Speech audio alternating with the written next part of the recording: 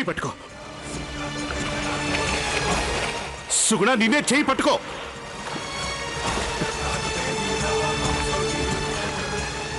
సుగుణ చేయి పట్టుకో గట్టిగా పట్టుకో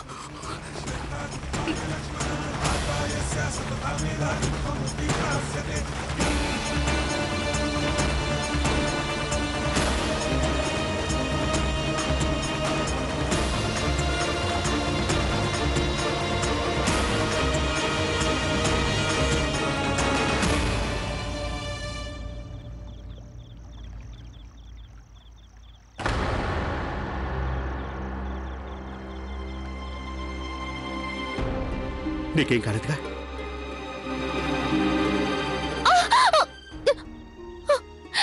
బంగళా వరకు నడవగలవా ఎత్తుకొని తీసుకెళ్ళమంటావా సుగుణ నిన్నే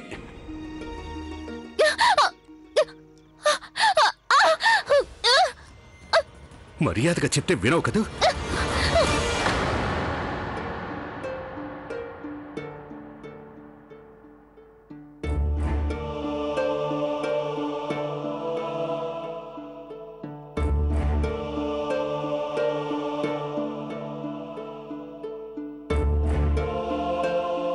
చుట్టుపక్కలంతా వెతికాను సుగుణ ఎక్కడా కనిపించలేదు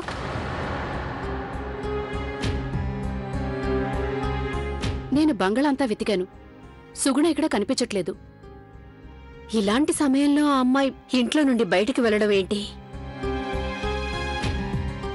ఎక్కడికి వెళ్ళుంటుంది తను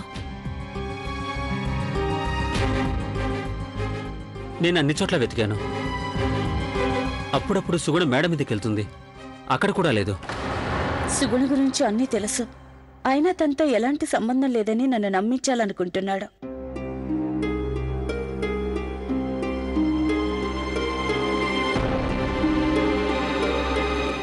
అంకుల్ మాటల్లో నిజం ఉంది ఆది నా నుంచి దూరం అవుతున్నాడు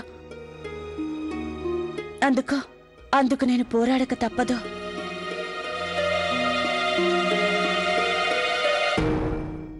బామ్మగారు త్రివిక్రమ్ అంకుల్ కూడా చాలాసేపటి నుంచి కనిపించట్లేదు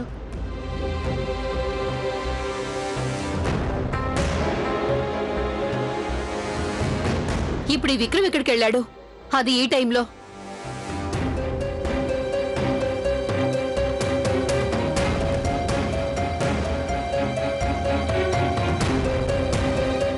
అంటే దీనికి కారణం త్రివిక్రమ్ అన్నమాట మంచిది బహుశా తనే నాట్యగత్తె నుంచి నా బిడ్డని రక్షించగలడు అయినా సుగుణ మామయ్యతో ఎందుకు వెళ్తుంది ఈ పన్నాగం ఎవరితో నీకింకా అర్థం కాలేదు ఆదిత్య నేను ఒకసారి వెళ్ళి మళ్ళీ వెతుకొస్తాను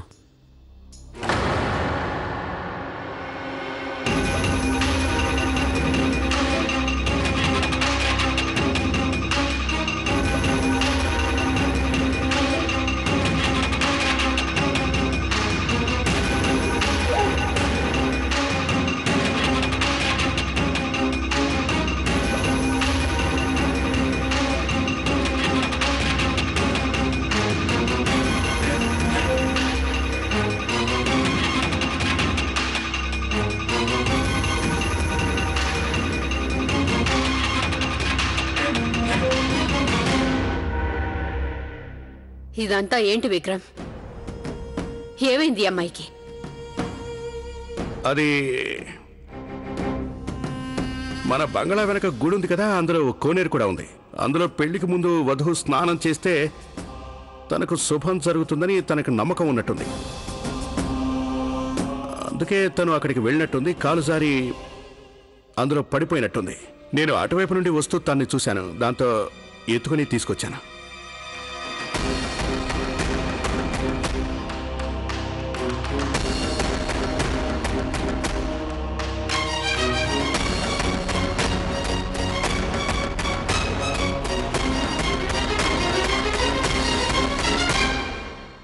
దేవుడా నొప్పితో చూస్తున్నా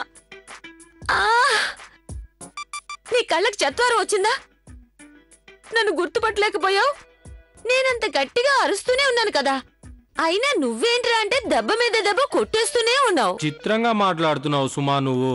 ఒకవేళ నేను నీ గొంతు విని ఉంటే నీ మీద చెయ్యి వేస్తానా? నిన్ను కొట్టే అంత ధైర్యం ఎక్కడున్నది నాకు? అది ఇది నా అదృష్టం కొద్దీ. ఏంటి? నా దురదృష్టం అంటున్నాను. నేను నిన్న అసలు ఆ దుస్తుల్లో గుర్తుపట్టలేకపోయాను.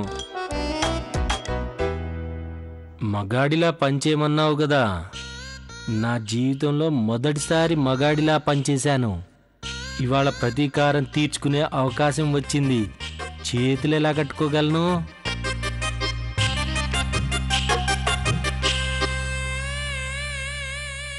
ఈ మాత్రం తాకినంత మాత్రానా నేను నా బాధ్యతనే మర్చిపోను. ఈ బంగ్లాలో ఏదో జరుగుతూనే ఉంది. అదేంటో నేను తెలుసుకునే తీరుతాను. ఇక నువ్వు విశ్రాంతి తీసుకో. లేచి నడిచేందుకు అస్సలు ప్రయత్నించకు.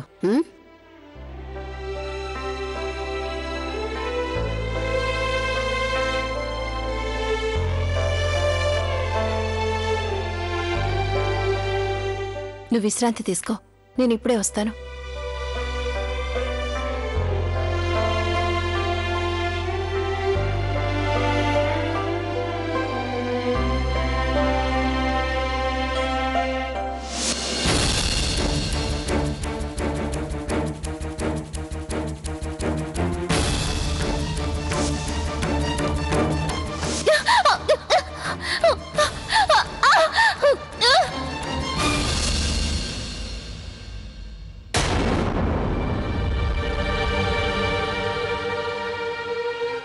మీరా?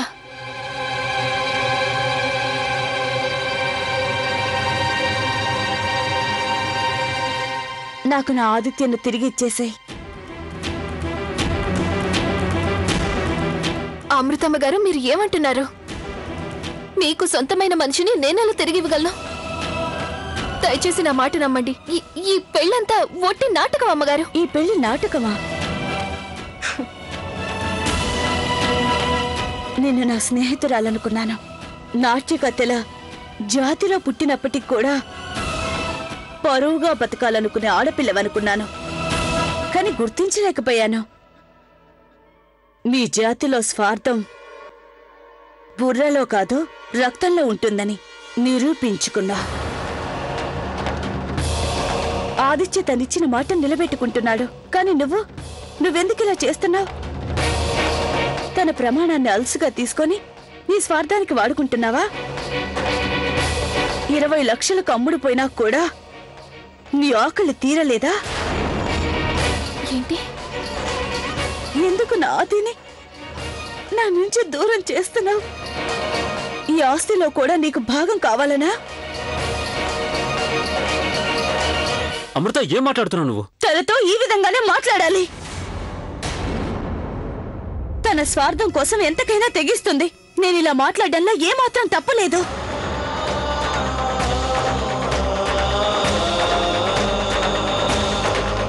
తన సౌందర్యంతో నీ కళ్ళకు గంతులు కట్టి పడేసింది. అందుకే నాకు కనిపించే నిజం నీకు కనిపించడం లేదు.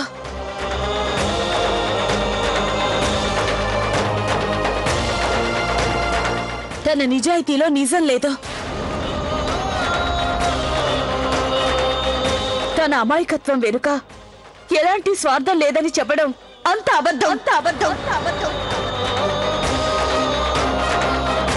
ఇదే అసలైన తన మోసపూరిత రూపం.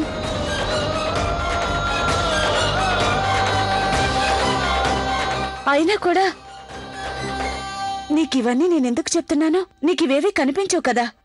ఇప్పుడు నీకు కనిపించేది తన అందం, తన శరీరం.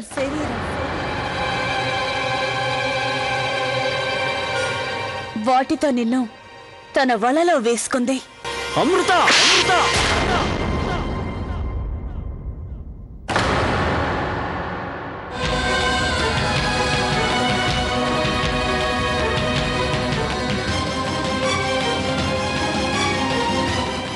నువ్వు నా మీద చేసుకుంటావా? అది కూడా ఈ నాట్యగత్తె కోసం, ఇతరుల ప్రేమను చెడగొట్టేదానికోసం. అమ్మగారు దయచేసి అపార్థం చేసుకోకండి. నేను మిమ్మల్ని క్షమాపణ. నన్ను ముట్టుకోకు నువ్వు.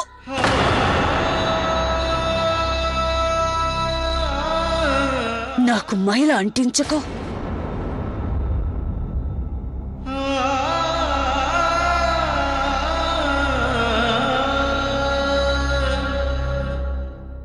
అలాగే విను. నా ఆత్మాభిమానం అంత బలహీనమైంది కాదు ఆదిత్య. నీ దెబ్బకు జవాబు చెప్పగలను. కానీ నన్ను నీ మీద ఉన్న ప్రేమ ఆపుతుంది. దాన్ని కేవలం నేనే నిలబెడుతున్నాను. నేనేమి ఈ నాట్యగత్తెలా నువ్వు ఖరీదు చేసిన బానిసని కాదు. ఎలాగంటే అలా ప్రవర్తించడానికి.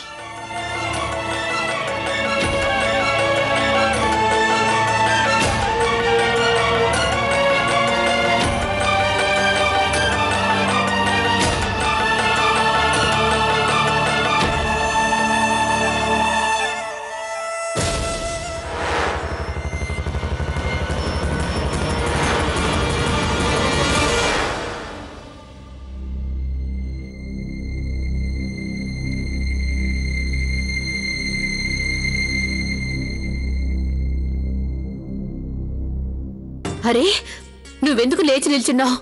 కూర్చో. అది నేను లేవద్దని చెప్పానా? కూర్చో, కాళ్ళు పైకి పెట్టుకో. అలాగే.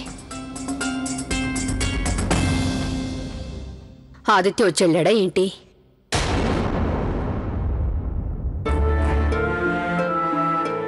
నేను అర్థం చేసుకోగలను. నీ కాలికి తగిలిన గాయం వల్ల తనకి బాధేసి ఉంటుంది. అందుకే నేను మందు తీసుకొచ్చాను. కాలు ఇలా పెట్టుని పెడతాను. మీరు నా కాలు ముట్టుకోకండి, నాకు పాపం తగులుతుంది. నీకున్న ఈ మంచి సంస్కారమే నా మనసును గెలుచుకుంది చిన్న కోడలా.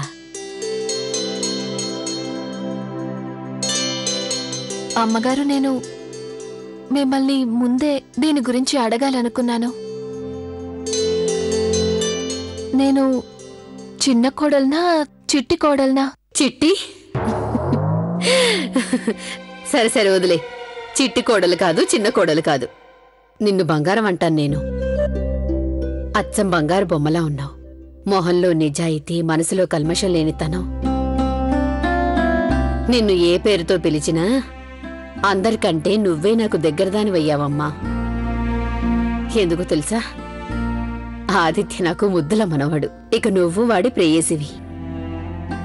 అలా నువ్వంటే ఎక్కువ ఇష్టం. అందుకే నువ్వు నాకు ముద్దుల మనవరాలివి.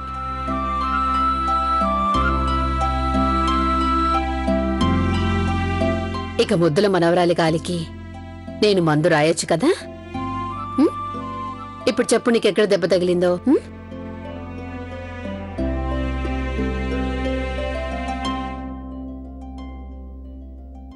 ఇక్కడ.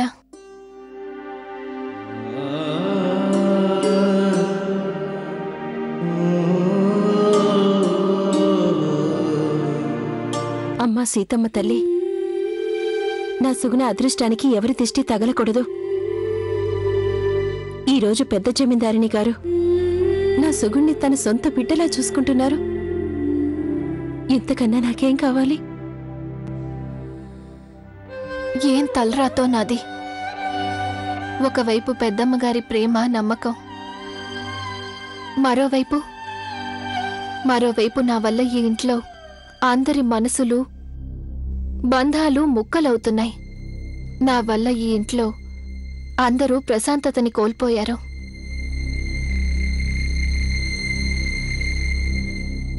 ఏమైంది? నొప్పి ఎక్కువగా ఉందా? లేదమ్మగారు. నేనేం ఆలోచిస్తున్నాను అంటే, మీరంతా నా మీద చూపించే నమ్మకాన్ని, ప్రేమని తట్టుకోలేకపోతున్నాను. నాకు భయంగా ఉంది. ఈ కళ్ళ చెదిరిపోతుందేమోనని.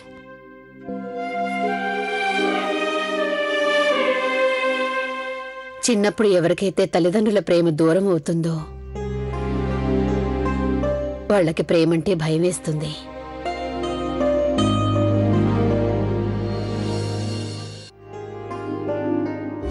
అమ్మగారు,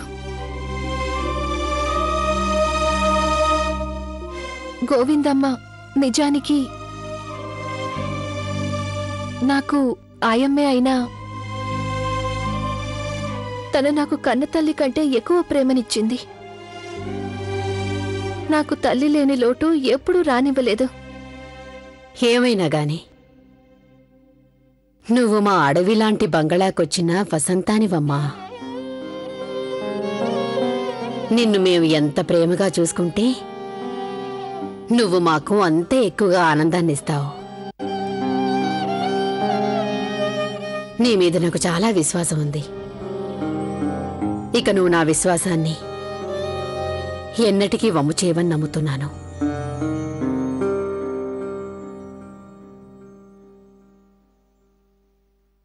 ఇక ఈ భయాలు ఆలోచనలన్నీ నీ బుర్రలోంచి తీసేసి హాయిగా పడుకో. అలాగే. అస్సలు కదలొద్దు, అర్థమైందా? నేను కప్పుకుంటాను. రా గోవిందమ్మా.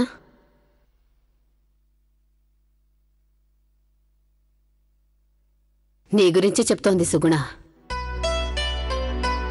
ఈరోజు నేను నీకొక మాట ఇస్తున్నాను. ఈ బంగళాలో సుగుణ ఎప్పుడు సంతోషంగా ఉంటుంది. ఇంతవరకు తల్లిలాగా నువ్వు తనని చూసుకున్నావు. ఈ బంగళాలో ఆ ప్రేమనిప్పుడు నేను తనకిస్తాను. ఇక నువ్వు విశ్రాంతి తీసుకో. ఆచారం ప్రకారం రేపు మనందరం కులదేవత దర్శనానికి వెళ్ళాలి. అలాగే.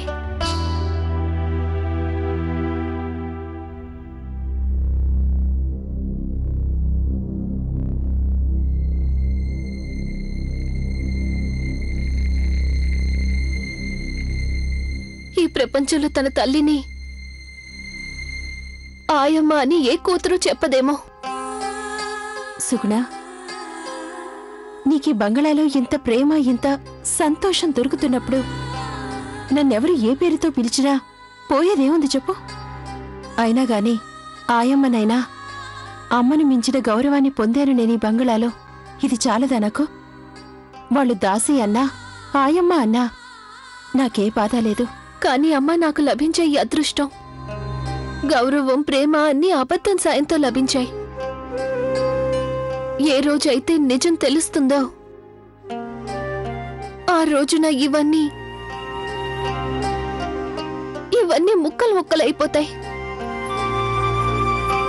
నీకు తెలుసా అమ్మా, ఈరోజు కేవలం నా వల్ల ఆదిత్య అయ్య గారికి, అమృతమ్మ గారికి గొడవ జరిగింది.